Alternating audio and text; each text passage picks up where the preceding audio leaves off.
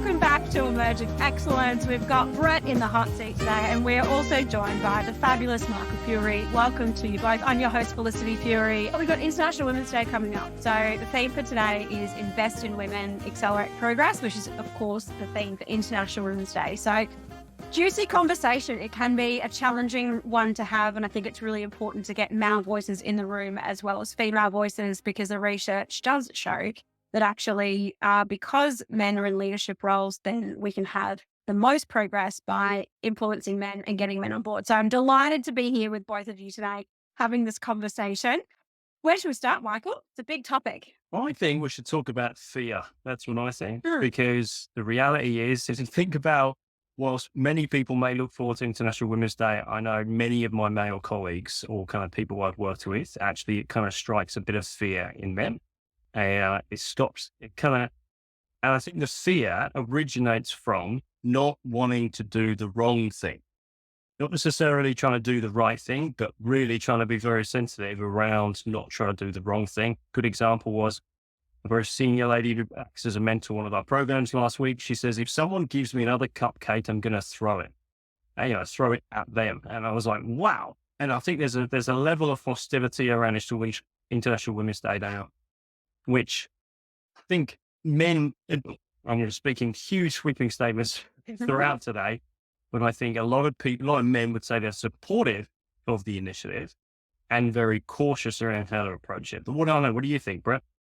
Yeah, I think that's right, Michael. I mean, the cupcake issue is a real live one for us. So we're in the process of getting our International Women's Day event together, and we've actually made a conscious decision not to actually put any morning tea on for that very important reason, that there is a stigma, for lack of a better word, and a generalization that if you have an International Women's Day event, then you should put a morning tea on. And the reason I talk about that is because then, of course, there is this view that the people that should put the morning tea on and clean up after it are women. Now, we just thought, you know what, we're not going to worry about that anymore. We're just not going to put on a morning tea. What we're going to do is we're actually going to have a conversation.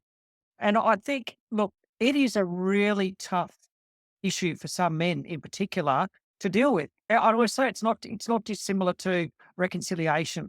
I am always really cognizant about talking about International Women's Day or reconciliation, trying to be as respectful as I can, without wanting to be patronising, mansplaining, etc. But it can actually be a really, really frightening thing because I don't want to get it wrong. I don't want to offend anyone by anything I say or don't say, but I think all I can do is say, this is my experience. This is what I've done to help women or people generally, and have that honest conversation. Yeah. Well, it's good heavy, isn't it? Let me have a conversation with you. So I'll give you a real life example. I got a phone call from a CEO I know last week, a female CEO. And this person said to me that they're the CEO of their own business. And they said, I'm bringing somebody on, but they want to get paid more than me. What do I do? And it was a male. And I said, well, tell me why. This person explained the reason why. And it was interesting. She made it about the gender piece. And I said, do you think that this person adds value? Yep. Who's the CEO? I am. Why should they get paid more than you? Well, because that's what he's asking for. I said, well, that doesn't make it right. You've got to ask yourself the fundamental question, which is, what is the value that you bring to the organization? You set it up. You've worn all the risk. It's your name on the door and a whole range of other things like that. And she said, but the person that I've already got in the organization, who's a female, she would never ask for this amount of money. And that was a clear example where, the gender divide was really evident. But then I sort of cut through that by saying, well, the person that you're just talking about, does she do the same job as the other guy? No. Does she bring revenue into the business? No. Who's more important in respect of growth in the business? This person. I said, if it wasn't a male, would we be having the conversation? She said, no. I said, well, why have a conversation at all? Take it back to basics, which is who's adding the most value, who's supporting you, and who's taking the risk. And look, that's just a classic example of the type of conversations that I think we need to have, which are really, really confronting at times, right? Absolutely. And yeah, they're not the easy conversations, that's for sure. And it can be tricky. And I think whatever, if you're a woman, you want to be out there supporting, you know, women and championing the effort. And I think, as you both said, men want to as well, but it can be really difficult because you don't want to show that you're favoriting one over the other. I keep thinking about, if you want it to be fair, how do you actually do that? And even the topic accelerate progress. Oh, you don't want to accelerate some people over others, and it can get really messy and really complicated. Yeah. Well, I think you take January 26th, right? Mm. Really tricky date currently to navigate. Like there's some amazing things about this country, and there were some really not so amazing things that we did many years ago, and also continue to happen, right? The tricky thing is that the negative things tend to now detract from. We can't celebrate anything if there was anything bad. I think that imbalance is very tricky to navigate, which has people feel bad about being proud to be Australian, whereas actually there's some amazing things about this country, which are actually incredible, or we've achieved incredible levels of, advancement in many areas. What do you do? Right now, I think that's a big part of, we've written this report, and part of it was very selfish from my understanding to understand, well, what actually can I do as a man to help around this issue, that being gender equity? And I think to the coordinators of International Women's Day, I think it's a great lesson that it kind of even is forcing us to have this conversation to confront, as it were. I think the topic is investing in women, which I think is a very powerful thing to do. But also, if you look at the research, not everything, no difference like investing in property. Not every property deal is a good one, and not every initiative to invest in women is a good one either, or works. And so I think we're really interested to talk about what your experience, Brett, has been in terms of investing or supporting gender equity, whether it's an example like you mentioned with your female CEO friend, or more broadly across organizations. Like how do we actually get this right? How do we not just because it's difficult doesn't mean we shouldn't lean into it and kind of, put our big boy panties on and see what progress we can make, right? Yeah. Oh, look, I think that's right. I think a couple of things. The stats show that there are more men who are CEOs than women at the moment. That means that men have power to actually help or not help others who want to become CEOs, whether they be male, female, non-binary people. Do you know what I mean? So I think we've got to call that out. I think it's really, really important to say that as a leader, you have a role in championing, and we've spoken about this before, Felicity, championing and sponsoring people who themselves put their head up and say, please help me. So I think that's really important. There are those people who may not put their head up and say, please help me, but you've still got to keep an eye out for those type of people. And so the way I sort of deal with it on a daily basis is I'm a big believer in targets. And some people would say targets are great. Some people would say that they're not. I have a 50-50 gender split across my leadership function in my current organization. I've made that very, very directly appropriate. What that does is it shows a commitment, a public commitment. We're talking right now in my organization about the gender pay gap as well. And so I'm not afraid to actually say to people, if we bring a female into the organization, we should think about actually putting them up to the next level. And so I think that's really important. Another thing, when I got here in my current organization 2.5 years ago, one of my really senior staff said to me, women shouldn't have to ask for the same opportunities as men. And that was a really confronting thing to talk about.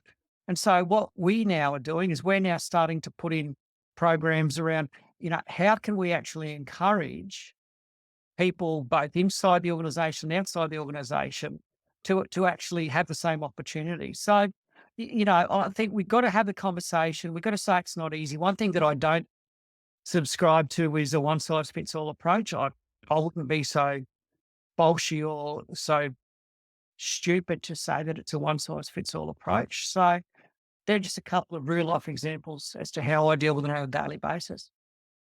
Yeah, it's a big topic. And I think to go, like you said, Brad, just to pick one thing to go, we're just going to do this one thing and it's going to make this difference. There's so many different points along the way. And with, as Michael said, we're producing a report which will be launching for International Women's Day around what works in this space, what works in corporates and for first time leaders as well. And someone for myself, I have been in this area for over a decade, looking at what works, particularly for women in STEM. And there was so much that I learned in researching this. And that was great because now I'm now more armed with what's effective.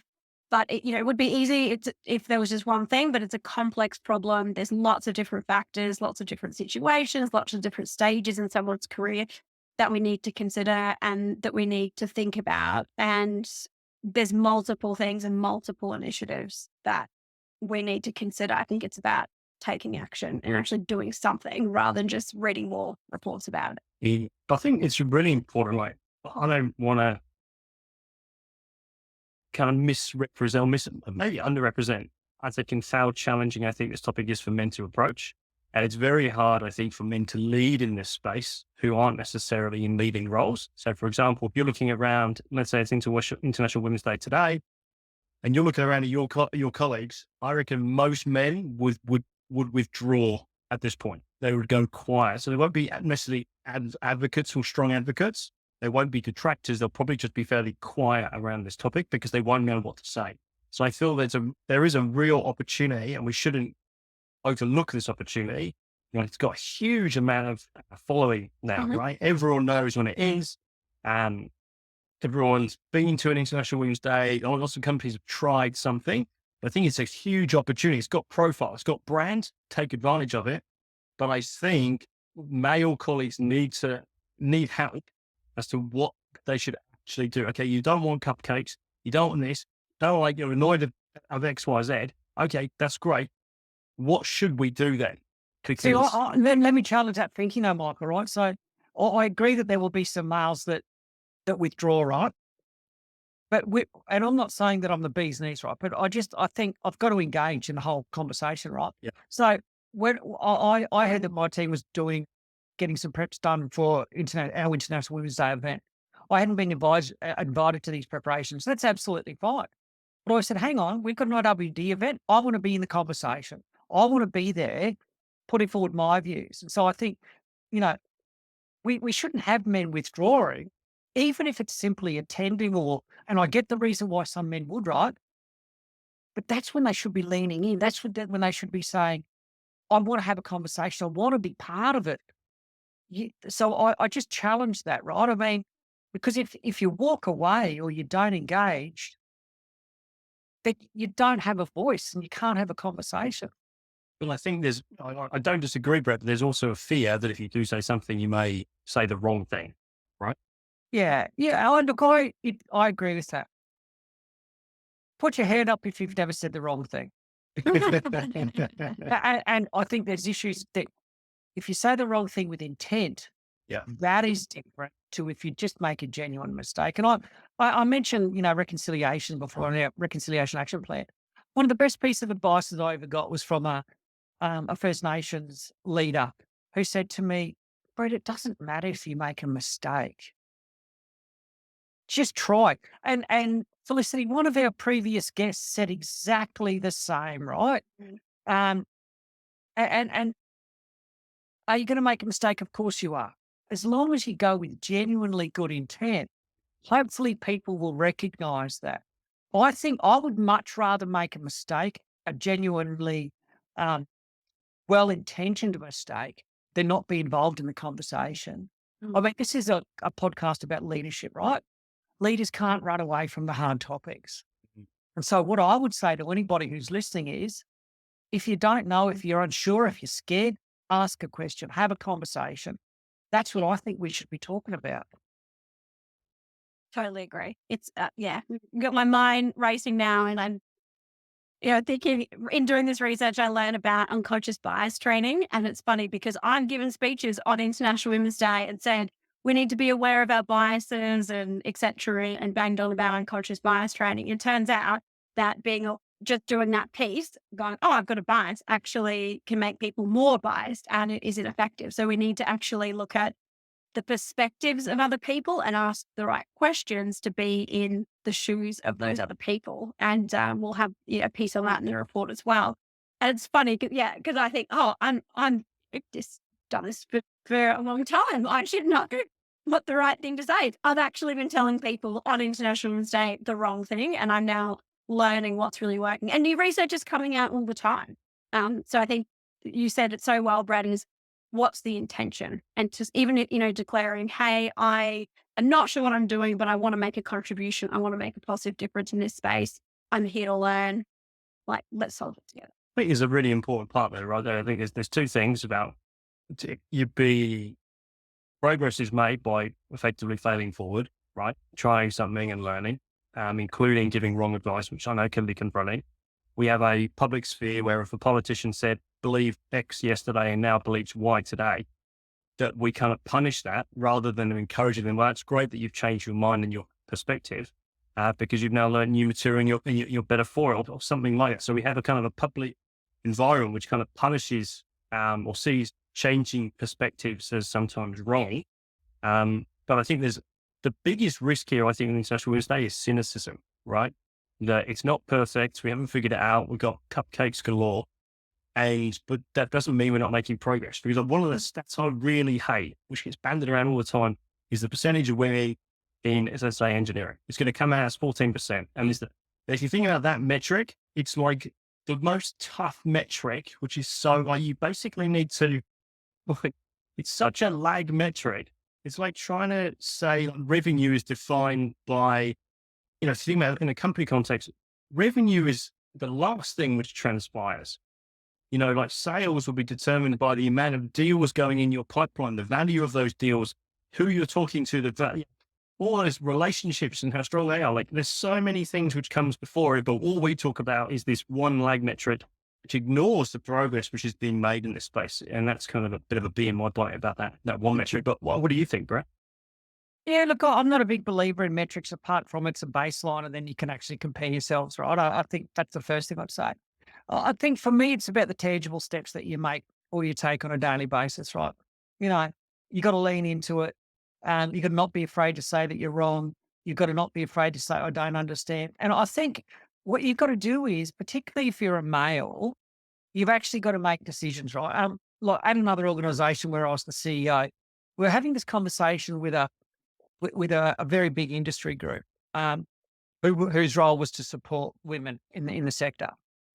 And we kept talking about, we need more women on boards. We need more women on boards. And we talked about this for a long time. And I just said, okay, well, my organization will sponsor somebody going and doing the Australian Institute of Company Directors course. And so we put that in place, and it's been in place now for about 7 or 8 years. Now, why do I talk about that?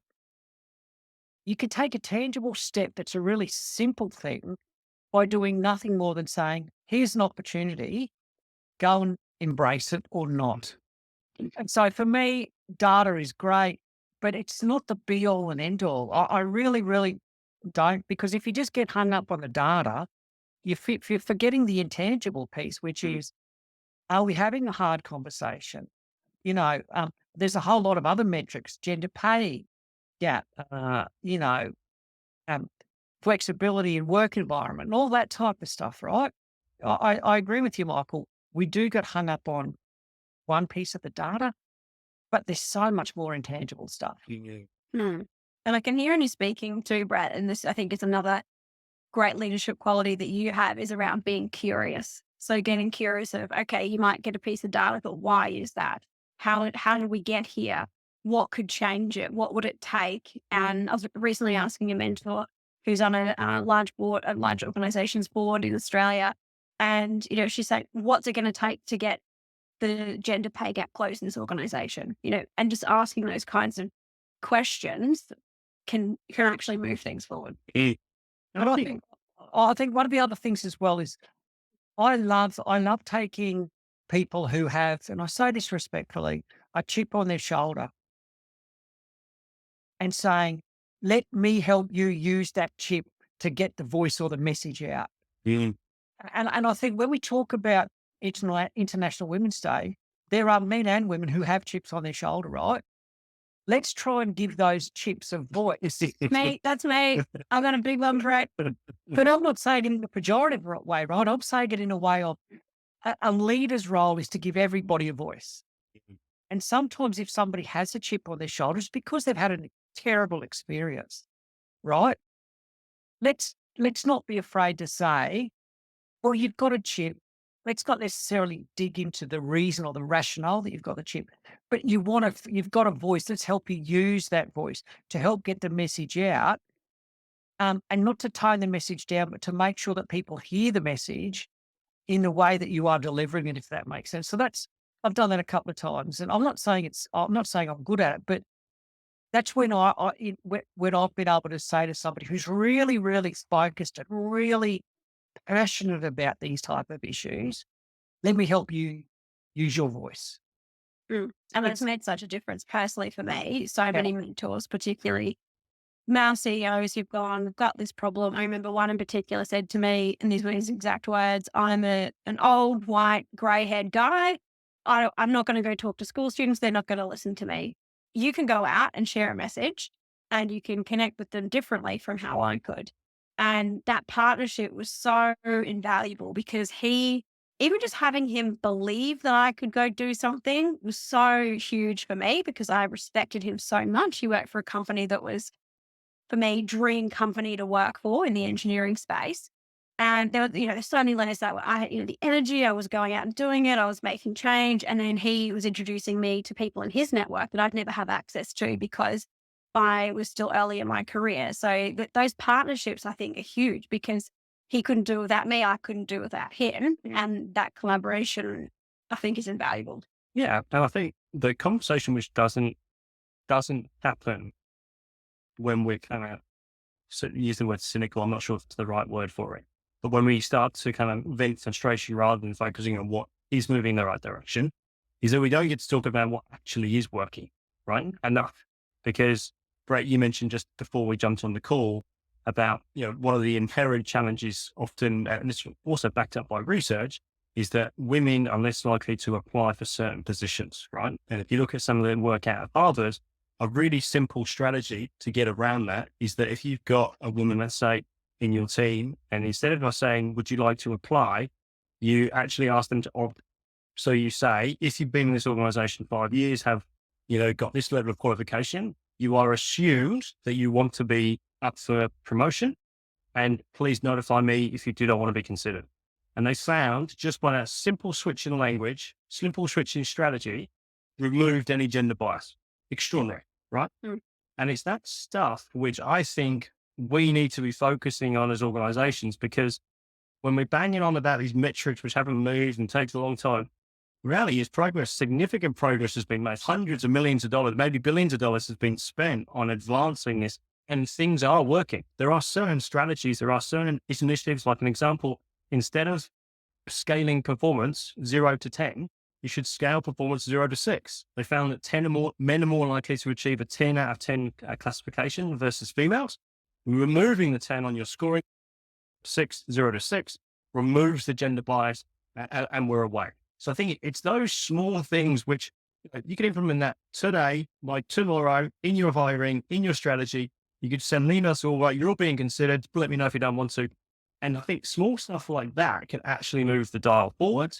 And not to say they're the best strategies, but this is what research is being done. We hope our report kind of contributes to making it easy for business owners, men in particular, to figure out and go, well, what could I try today at no cost or low cost to my organization? So, I just think there's a huge opportunity here. Yeah. What I like about those examples as well is that they're behavioral design. So it's something that you can design in. So it's, I don't say foolproof, but it's a structure, it's a system. So it's in the system. And so it's less likely to be, a perspective or a view or someone's opinion about something. It's actually by design that's being integrated in. Brett, what have you seen that works? Oh, look, I thought for me, I really do think it's the conversation, right? Because people don't come up with these new ideas unless there's a conversation that starts it, right? So for me, what's worked is having some pretty honest conversations. I remember literally the scariest speech I've ever done. It was when I was in a very senior role at a national regulator. I was asked to do a speech. It was the first time this organisation had ever done an International Women's Day event. And I was asked to give a speech, and the title of the speech was "Out of the Locker Room and Into the Boardroom, a Male's Role in Supporting Gender Equity." And I was asked to give the perspective of the male. And I went home and I said to my wife, I don't know what to do. And she said, just talk about what you do every day, because you do it at home. so why aren't you doing it at work? And I said, well, I am doing it at work. She goes, of course you are. So the reason I talk about, what's worked for listening, the segue there was maybe men have just got to step up. Maybe men have just got to say, tell me what you want. And maybe women can just say to men, tell me what I can do to help you. I don't think it should be a male or a female thing. I think it's got to be a societal thing, right? I mean, we could talk about Christine Holgate and how terribly she was treated. The fact that we talk about Christine Holgate, despite how terribly she was treated, is, I think, a really important thing as an example, right? We've got to just have a conversation that says it's not easy. No one's right. Everybody's got a role. This is a leadership podcast. So let's all just step that F up and actually have a conversation to say no one's going to fix it, but let's actually just talk about it. Yeah. And I think even as a female, people ask me, what should we do? And I'm not a researcher in this space. Sure, I've got lived experience, but it often happens, I think, too, of, oh, you're the woman in the organization. You must know how to fix it or solve it. And it's really complex and really hard. And I certainly don't have all the answers. Just because I'm a female doesn't mean I'm any better than either of you, than solving this challenge. It's really tricky. And there's even, there's so much in this research that was fascinating. One thing was around how the design of our organizations where, women are trying to work within this design. And so then we're kind of hamstrung as well because of that to make changes. It's almost like our thinking as a society can be more of a male perspective than a female perspective. And then the traits that women show for leadership, things like they said if a woman's successful, often they're not liked. And then if they're not liked, they're not going to get the role. And you're like, well, I'm pretty screwed then. I can't be like the man. Can't be like, well, what am I supposed to do? I don't know. It's really hard. Mm. If we're talking about accelerating progress, surely the only thing that we can all do to accelerate is to say there's an issue. We've got to talk about it. I mean, like I've learned so much in my current role from one of my team. I don't even know the right terminology for it, but I was shown a video about the good girls, what's called the good girls phenomenon. And I didn't even understand what the good girls phenomenon was. And I'll paraphrase here and I'll get it wrong, so I apologize, but I'm coming with good intent. It's in some schools, and in particular in private girls' schools, as I understand it, the girls are told you can be whatever you want to be. But then in the real world, it doesn't happen like that because of all of the reasons that we need International Women's Day. And I'd never heard of this phenomenon, right? But it struck me so poignantly that it just pervades every conversation I have. It's about gender and about diversity and a whole range of other things, right? It's simply this for me, and I'm not an expert at this, but I'm just talking about how I lead. Have the hard conversation. And that's for me, when we talk about investing in women and accelerating progress, if we don't talk about the fact that we need to invest in women, we don't actually know, or we don't recognize that there's a problem. So, of course, we should talk. Of course, it's the right thing to do to invest in women. We could say it's the right thing to do is to invest in other diverse groups as well, right? So, for me, the most important thing that I've learned in my time as a leader is have the hard conversations, lead by walking the walk and talk the talk. Never, ever just believe in the status quo. I challenge the status quo, and my team challenges the status quo every day. And I think International Women's Day is a fantastic opportunity for everybody to do it. And to any males or people that are identifying as males, and even that in itself, we've got to start talking like that, right? If anyone out there is saying it's not my problem or it's not my job, yes, it is. Because it's a societal issue. It's not a women's issue. It's not a men's issue. It's a societal issue. I've had a moment here, Brad, because I did go to a Catholic girls' school, and my mother would joke, I sent you to a good Catholic girls' school, and it was you could do anything. And then I went into reality and then was the only female on my team and was going, what I was almost like this bizarre experience of like, this is weird. Like, people have this perspective of me, and it's very strange. So I completely concur with that, Brett. And the one thing I'd add to what you said would be, you said earlier, making a decision. I think each person needs to make that decision of, I'm going to be a leader, I'm going to be curious, and I'm going to choose to take that action to invest in women and accelerate progress. Yeah, I think that the last thing there is that both of those actions can sound kind of grandiose. You don't need to be a CEO. I think what you've both highlighted, you're displaying leadership qualities by being curious, I think. Curious about another person's experience, and curious as to what might work, curious as what someone's experience has been and why they didn't like it, and curious about what could we do to be better. And I think that as a more tangible outcome, I think if we were more curious during International Women's Day about what's working, about what's not working, about people's experiences of it, less the I'm going to throw a cupcake at you if you do something, then I think we could all potentially derive a lot more value from what is essentially at its intent. You come back to that, Brett. I think at its intent is good.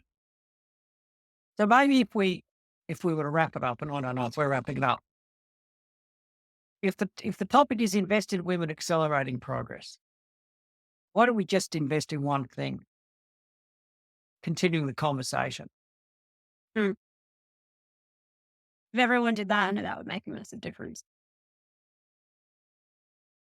I think we should leave it there. Just want to challenge that one piece, because I think one of the frustrations, as I understand it, is tokenism, right? Mm-hmm. And talking, to your point, Brett, when you say talk, a lot of people think the time for talking has been done, and it's actually much more about action. I think what you're referring to, though, is around not being afraid to lean into the conversation. Would that be fair? Yeah, no, I think that's right, Mike. Well, and when I talk about investing in the conversation, a conversation's only really a conversation if it's a two-way dialogue, right? Yeah. So for me, it's spot on. It's about saying, have an honest conversation. Step up, get involved, be part of the conversation, be part of the decision, challenge the status quo. Don't be afraid to say, I disagree. Absolutely. When I talk about investing in the conversation, it's about investing in the real conversation. Mm. And I think investing is broader than just dollars. It really is around your own time. And that can make a even bigger difference, I think, to this challenge than, in putting dollars. I mean, obviously dollars are important, but I think investing your time, and particularly from all leaders, will make the world of difference as well. Yeah. Where I'd put it. Awesome. All right. Then we can wrap there. Thank you both for being brave, curious, being the fantastic leaders that you are, and jumping on and chatting about how we can invest in women and accelerate progress. Happy International Women's Day.